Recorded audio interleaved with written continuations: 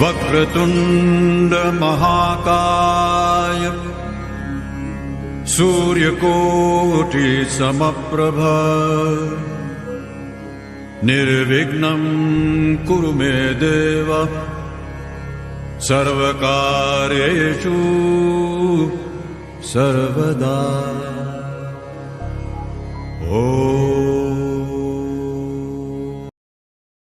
नमस्कार दोस्तों, आज हम फिर हाजिर हैं राधा बिहारी वृद्धाश्रम पर अपने प्रिय अंकल जी श्री नंदूमन गुप्ता जी के साथ, जो हमारे अभिभावक के रूप में यहाँ मौजूद है।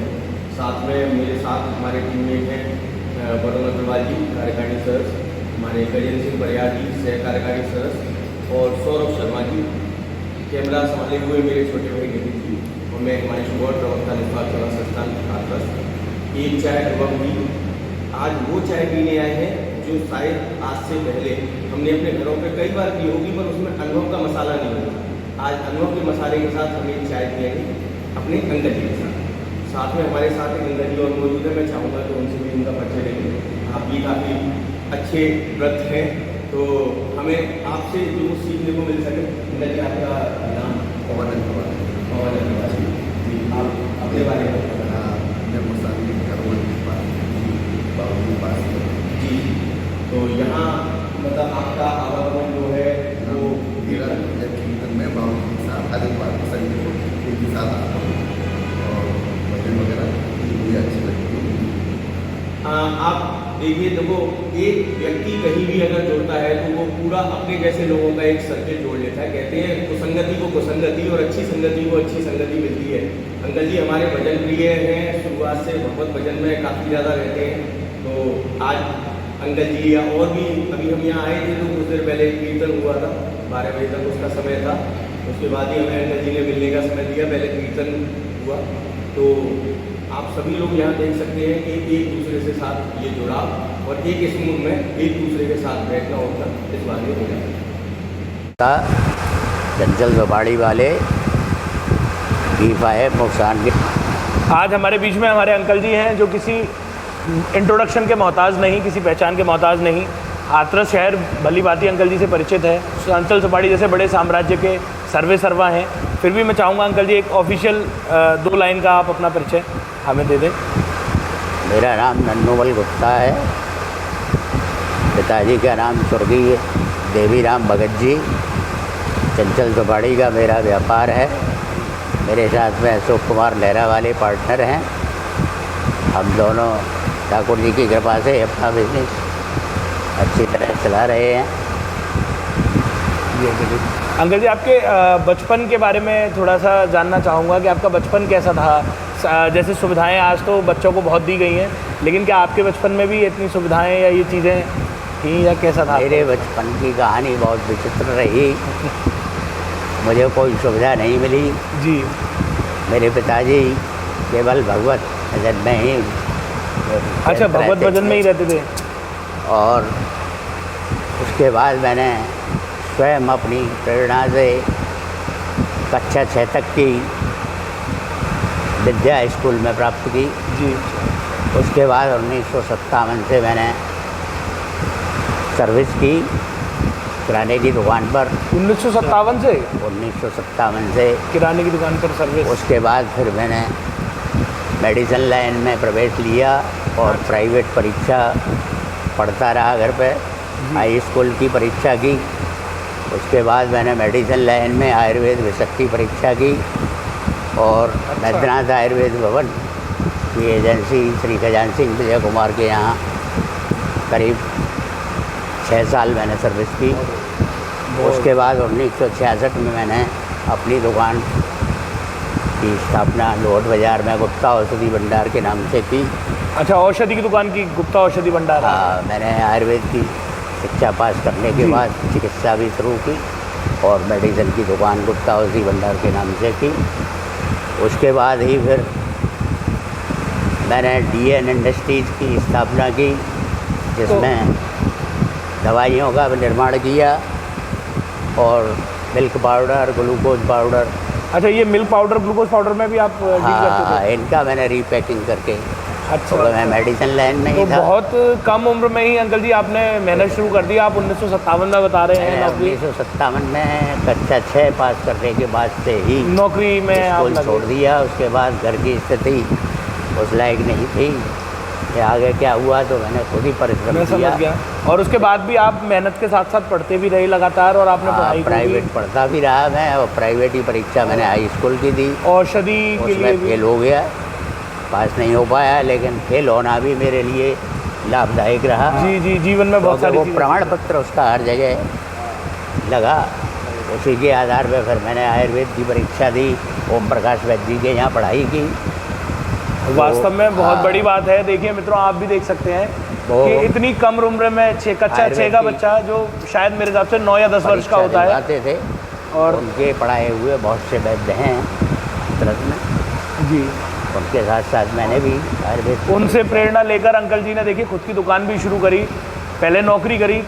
मेरे हिसाब से कक्षा 6 का बच्चा 10 वर्ष के 11 वर्ष के करीब होता है, तब से अंकल जी ने नौकरी कर और फिर धीरे धीरे मेहनत कर अपनी एक दुकान स्थापित करी, जो अंकल जी बता रहे हैं, और औषधि की, जो वास्तव में काबिल तारीफ़ है अंकल जी। तो मैं जानना चाहूँगा आपसे, अपनी बचपन की शरारतों को क्या की जिससे आप लोगों को प्रेरणा मिल सके और एक सीख मिल सके। सबसे पहले 1957 में जब मैं नौकरी करने गया तो किराने की दुकान पर जय में गया। जी। उसी दिन पहले ही दिन गया था, उसी दिन बच्चा तो नहीं थे वहाँ पर, विवाह स्टार सब छुट्टी के लिए थे। ये खराब हुई, वहाँ से किसमिस जेब में भर के लिए आए, रात को घर पे आके रखे थे वहाँ। दादी ने देखा ये क्या है, कहाँ से आई है, बताया ऐसे आ गए। तो उन्होंने डाटा फटकारा, हो गया आपने ऐसा क्यों किया, इसको नहीं करना चाहिए आपको, सुबह जाके इसको वापस करके आना, और आंदा ऐसी गलती मनी ही करना, नहीं तो पिटाई हो। सुबह वो जाके दिया, फिर उन्होंने हमको वहाँ नहीं रखने से मना कर दिया, हम आपको नहीं रख पाएंगे। उसके बाद फिर 8-10 दिन बाद दूसरी जगह गए, वहाँ भी किराने की दुकान पर ही काम किया मैंने। उसके बाद फिर मेडिकल लाइन में आ गए, गणपति कार्यालय की एजेंसी। देखिए मित्रों, कितनी छोटी सी बात है, बचपना होता है, छोटी छोटी चीज़ों में नियत आ जाती है। अंकल जी ने जैसे बताया कि किसमिस ले ली और वापस करने गए, तो ईमानदारी का परिणाम ये मिला कि नौकरी चली गई। उसी उसमें आयुर्वेद की परीक्षा दी, तो आयुर्वेद की सर्टिफिकेट प्राप्त की और उत्तर प्रदेश सरकार से रजिस्ट्रेशन कराया, तो मैं रजिस्टर्ड चिकित्सक हो गया। और अंकल जी, आपने बचपन की शरारतों के बारे में बताएं, आपने और शरारतें भी बहुत लगती होंगी। तो बिल्कुल प्रकाश नहीं है, नहीं, फिर भी कोई ऐसा यादगार किस्सा होता है ना बचपन का, जो जीवन भर याद रहता है, वो किस्सा हम जानना चाहते हैं। यादगार तो यही है, बाकी तो फिर उस समय के खेल के अड्डा गोली और नहीं बड़ा अंडा हुई, अब तो मोबाइल ये में तो- सब छीन लिया। अभी सब मोबाइल में फिर छीन लिया है। शादी और कोई ऐसे विशेष करना नहीं। अच्छा अच्छा, यही रहा, क्योंकि ऐसा होता है ना, बचपन की कुछ ऐसी बातें होती हैं जो हम जीवन भर नहीं भूलते, तो वही चीज़ें हैं जो अब हम यहाँ दोबारा नहीं सोच सकते इन बातों में, क्योंकि आपके बचपन में और हमारे बचपन में बहुत ज़्यादा अंतर है ना। बहुत सारे खेल, बहुत सारी शैतानियाँ पहले रही थी, और अब थोड़ा सा पता है। बात पर पिटाई हो जाती थी, स्कूलों में भी पिटाई होती थी, घर वाले भी शिकायत करने आते थे, तो कहते थे सुधारो, तुम्हारे पास सुधारने को भेजा। अब तो मास्टर के घर की पिटाई कर दो, तो मास्टर की पिटाई ये बिल्कुल सही कही है अंकल जी ने। पहले गुरुजनों को जिम्मेदारी दी जाती थी कि आप बच्चों को सुधारिए, बच्चा शैतानी कर रहा है, और आज अगर कोई टीचर किसी बच्चे को डांट दे तो पेरेंट उल्टा जाके, माँ बाप उल्टा जाके उस टीचर से लड़ते हैं कि आपने हमारे बच्चे को दिया। और ये इसी का नतीजा है कि आज कितने जुर्म और इतनी परेशानियाँ बढ़ रही हैं, ये वास्तव में। मैं ये जानना चाहता हूँ, जैसे आप मेडिकल लाइन से अपनी बचपन की और शरारतों के बारे में आपने बताया, उसके बाद फिर आप चंचल सुपारी के मालिक बने, और आपने पूरे यहाँ तक मैं समझता हूँ कि हाथरस के आसपास के सभी जिले और पूरा भारत आपको चंचल सुपारी के नाम से जानता है। तो उस मुकाम तक आप कैसे? ऐसा है कि हमारी प्रेरणा रही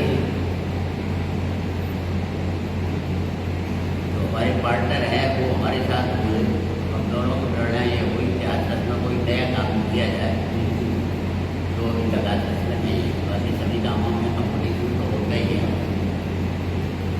और ये प्रेरणा जो हुई कि नया काम किया जाए तो अच्छा हुई क्या है। वैसे सुपारी का काम हम उस पर भी करते थे, सुपारी तेल वगैरह ये सब थे हमारे साथ। बहुत सी और भी गाड़ी बता रहा हूँ, बताते थे। तो पहले ये पूरी बिकती थी मूवी, तो उस समय ये पैकिंग मशीन नई नई आई थी, दो एक आध जगह नहीं होती, तो बच्चा नहीं होगा क्या लाइन दूसरी बदले, इस लाइन में आ गए तो इसी लाइन में आगे बढ़े। चिकित्सा की लाइन में छोड़ दी, फिर मेडिकल बिक्री लाइन अलग हो गई, चिकित्सा वाली लाइन अलग हो गई। तो बिक्री लाइन में आने के बाद पहले तो दूसरी लाइन में चल रहे थे मेडिकल। फिर उस समय एक बात ये हुई कि जब तक हम मेडिकल लाइन में निर्माणगत थे तब तक कोई लाइसेंस नहीं था आयुर्वेदिक मेडिसिन में, न बेचने का न बनाने का। लेकिन 1987 में आयुर्वेदिक पे भी लाइसेंस लागू हो गया, और लाइसेंस लागू होने के बाद उसकी जो प्रक्रिया अलग अलग हुई वो बहुत अच्छी हो गई, जो हमारी से बाहर हुई। इसलिए लाइन बदलने की प्रेरणा हुई, और साथ मिल गया हमको अशोक लहरा वालों का, तो उनके साथ ये प्रेरणा हुई कोई नया काम किया जाए। तो इस हिसाब से हमने मशीन लेके आए, और वो पहली मशीन भी अपने बैंक से लोन लेकर की थी। उसके बाद हम उनकी कृपा बनी रही और काम करता रहा।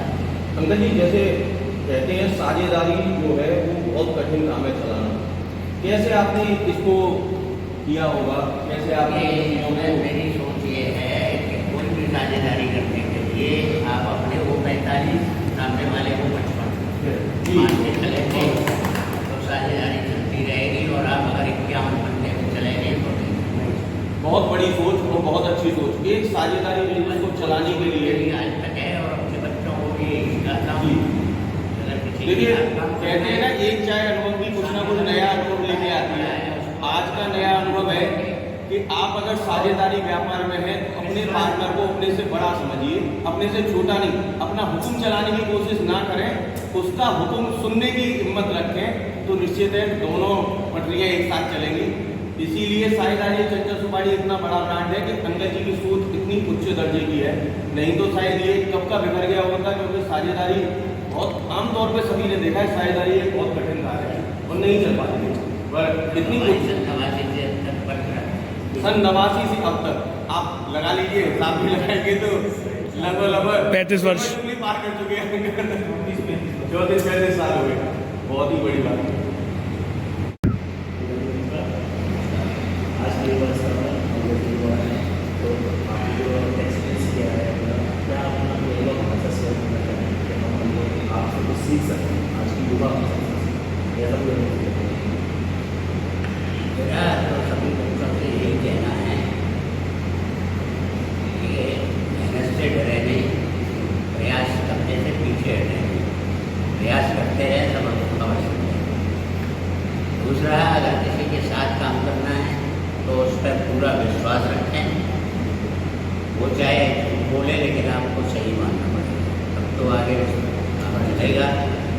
अन्यथा अगर कोई समस्या है तो आप उसको आपस में ही बैठ के समझें और अपनी बात समझाएं, उनकी समझें, तो आप सफलता हो।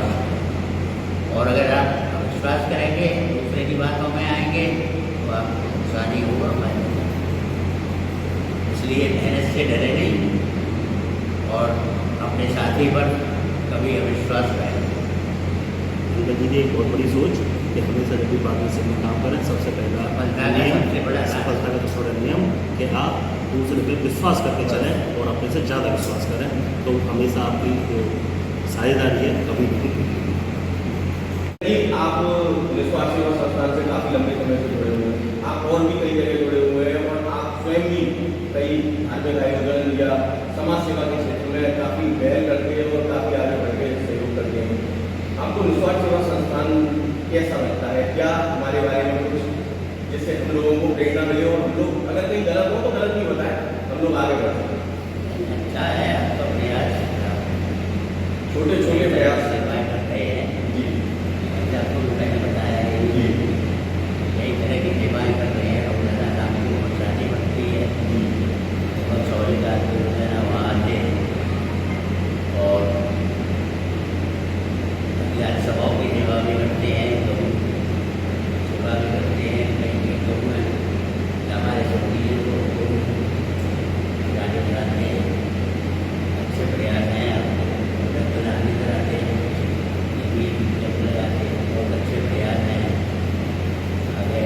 निश्चित ही ये सारे प्रयास आप लोगों के आशीर्वाद बिना तो संभव नहीं है। सबकी कृपा बनी रहे, आप आगे बढ़ती रहे, ये हमारी प्रार्थना है। अंकल जी, आज जो ये कार्यक्रम आपने देखा, इस कार्यक्रम का मुख्य उद्देश्य था कि हमें अपने से बड़ों से एक शिक्षा जो मिलनी होगी वो मिले, और जो हमारी जो युवा पीढ़ी है आजकल जो मोबाइलों में एक तरह सिमट के रही है, तो मोबाइल के जरिए उसने यूट्यूब पे कुछ ऐसा दिखाएं जिससे कि उसे सीखने को मिले, क्योंकि वो मोबाइल से बाहर तो उन्होंने नहीं निकाल सकते, उन्होंने यूट्यूब के जरिए ये तो दिखा सकते हैं कुछ अच्छे प्रेरणात्मक वीडियो जो कि वो देख सकें। तो आपको आज का कार्यक्रम हमारा कैसा लगा, और आप लेकिन मैंने लोगों से सुन रखा है जी, लेकिन मैंने आपके वहाँ जाकर देखा नहीं है। जी लेकिन जब बाबू ने अपना जाएगा तो मुझे मतलब अंदर से ये हुआ कि मुझे भी एक बार जाने वहाँ देख बिल्कुल आप ये बता रहे थे कि कम से कम 150 आदमी 200 आदमी वो शाम को भोजन 200 तो जिस दिन एकादशी होती है उस दिन होते हैं, और हम लोग सामान्यतः हमारे यहाँ संख्या 50 से 100 के बीच रहती है, और उसका कारण ये है कि हम किसी भी जवान आदमी को, किसी भी युवा को भोजन नहीं देते, हम किसी भी नशेली स्थिति में आए हुए व्यक्ति को भी भोजन नहीं देते, हम उस व्यक्ति को भोजन देते हैं जो खुद कमा के नहीं खा सकता। देखो, अगर इस तरह से करेंगे तो वहाँ बहुत बुरा माहौल हो जाएगा। एक रोटी बैंक चलाना एक अपने आप में पुण्य का काम है, और वो पाप में तब्दील हो जाएगा अगर हम कैसे लोगों को चलेंगे। तो निश्चित ही मैं चाहूँगा कि आप जब कभी भी समय मिले, शाम को 6:30 बजे नियमित रूप से रोटी बैंक चलती है, लोगों को बैठा के खिलाते हैं। कोविड के दौरान नहीं बैठा के खिला पा रहे थे, प्रोटोकॉल खत्म होने के बाद से कोविड का अब बैठा के खिला रहे हैं। अपने हाथों से आप देखेंगे बड़ा आनंद प्राप्त होगी। जब कोई हमारे सामने भोजन से तृप्त हो जाता है तो उसके चेहरों की जो भाव होती है ना, वो आत्मा को अंदर से तृप्त करती है। भगवान जो दूसरों को खिलाता है भगवान खुद अपने आप को बिल्कुल बिल्कुल। देखिए, कहीं भी बैठोगे, किसी बड़े के पास बैठोगे तो दो शब्द अच्छे मिलेंगे। अंकल जी ने अभी देखो लास्ट में बहुत ही छोटे शब्दों में कहा, अगर हम किसी को भी भोजन कराते हैं और वो अगर संतुष्ट होता है तो भगवान अपने आप संतुष्ट हो जाते हैं। निश्चित ही ये परमपिता का कार्य है, और जो परमेश्वर ने हमें ये सौंपा है, ये भी हम सौभाग्य के ये भी हमारा एक सौभाग्य है। धन्यवाद। इसी के साथ जैसा आपने देखा, अंकल जी की जो सीख हमें प्राप्त हुई, मेहनत से कभी नहीं डरना है, हमेशा अपने साथ मिलकर सबको साथ मिलकर आगे लेके चलना है। और इस सीख के साथ ही अंकल जी का मैं विशेष रूप से धन्यवाद करूँगा, उन्होंने हमें समय दिया और अपने व्यस्त समय में से समय निकाल के हमें दिया। ये उनका एक उनके लिए विशेष धन्यवाद है मेरी तरफ से। बहुत आज़ाद सर आपके साथ हैं, क्योंकि किसानों की आप सहायता करते हैं तो भगवान जो है उनको बहुत मैंने कहा कि हाँ आप बहुत ऊंचाई पर जाओगे, ये मेरा पूरा विश्वास है। धन्यवाद।